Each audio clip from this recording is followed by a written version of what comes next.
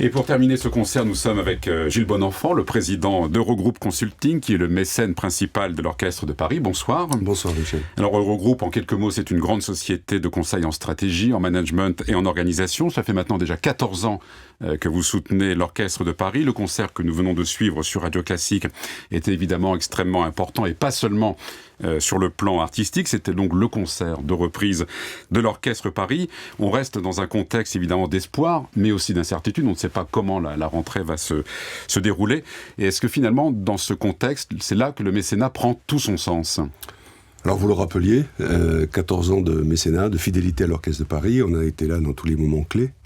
Et donc on devait être là ce soir aussi. Les musiciens avaient probablement les doigts qui s'impatientaient de retrouver du public, même si dans la période de confinement, l'Orchestre de Paris et la Philharmonie a gardé une certaine présence pour des spectateurs instituts que nous sommes. Oui, bien évidemment, un mécène doit être là dans les moments clés. C'est un moment d'espoir, de joie et d'incertitude, vous le rappelez, puisqu'on ne sait pas de quoi sera fait la rentrée, mais on ne peut pas toujours vivre dans l'incertitude, il faut avancer avec un objet aussi beau et aussi rayonnant ce soir que l'Orchestre de Paris dans cette salle à moitié pleine. On espère que bientôt elle sera complètement pleine, comme elle l'a été depuis le début, depuis 2015. Alors vous étiez là ce soir, vous allez continuer à avancer. Vous restez avec oui, l'Orchestre de Paris. bien sûr, on reste avec l'Orchestre de Paris. Mais alors, il n'y a pas d'ambiguïté. Et d'ailleurs, pour la petite anecdote, quand le confinement a été appelé, en tant que dirigeant d'entreprise, on se préoccupe de ses équipes. Vous l'avez rappelé, Eurogroupe Consulting est un grand cabinet de conseil, donc on s'est occupé de nos équipes, on s'est occupé de nos sous-traitants, on s'est occupé de nos clients, puis on s'est occupé de nos partenaires, ou plus que partenaires. Donc moi j'ai appelé Laurent Bell et Anne-Sophie Bandalis en leur disant à très bientôt, le plus vite possible, et vous inquiétez pas, on sera là en 2020, 2021 à vos côtés, et on attend avec impatience comment la programmation de la rentrée pourra trouver place large pour le public. C'est un mécénat qui nous permet d'inviter beaucoup de clients, de partenaires, d'amis, mais surtout beaucoup de collaborateurs aussi. Ce soir, j'ai eu plaisir à faire venir régulièrement quelques-uns de nos collaborateurs qui ont œuvré pas mal pendant cette période difficile pour toute l'économie et pour nous aussi. Alors est-ce qu'il ne pourrait pas y avoir de la part des mécènes dans ce contexte d'incertitude à la fois sanitaire mais aussi économique pour vous, est-ce qu'il ne pourrait pas y avoir une tentation finalement d'une certaine frilosité ? Oh oui, oui.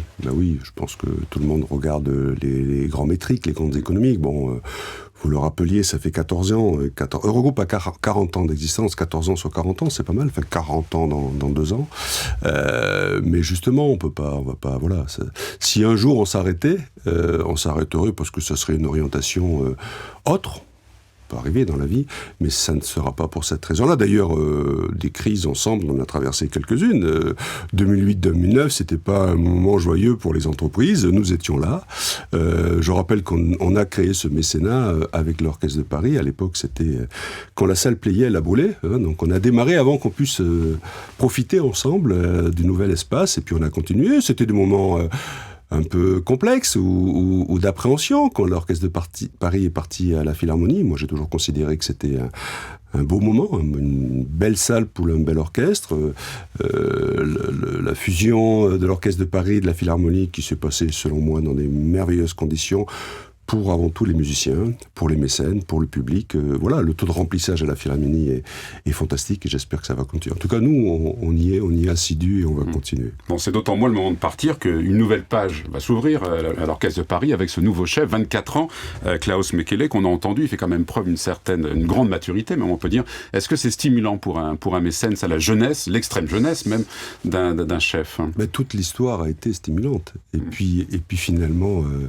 quelle pression doit avoir Klaus sur les épaules en voyant ses prédécesseurs. On va l'accompagner. Moi, dès que j'ai été appelé par Laurent Bell pour préciser que le deal était fait, j'étais ravi, 24 ans. Vous savez, on est un métier de conseil, donc nous, on embauche des jeunes talents et qui prospèrent avec nous. On a beaucoup de valeurs communes entre un cabinet de conseil et l'orchestre, et c'est à la fois des individus, des singularités, mais qui ne se réalisent que dans un collectif, et avoir comme directeur musical un monsieur de 24 ans, j'ai failli dire un jeune homme de 24 ans. Mais oui.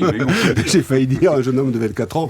C'est formidable. Donc et puis il a été là ce soir à nos côtés, et je trouve ça formidable. Donc bonheur et chance au talent. Et puis, j'ai appris que les musiciens l'avaient publicité, ce qui est formidable. Donc, ils ont un esprit extraordinaire.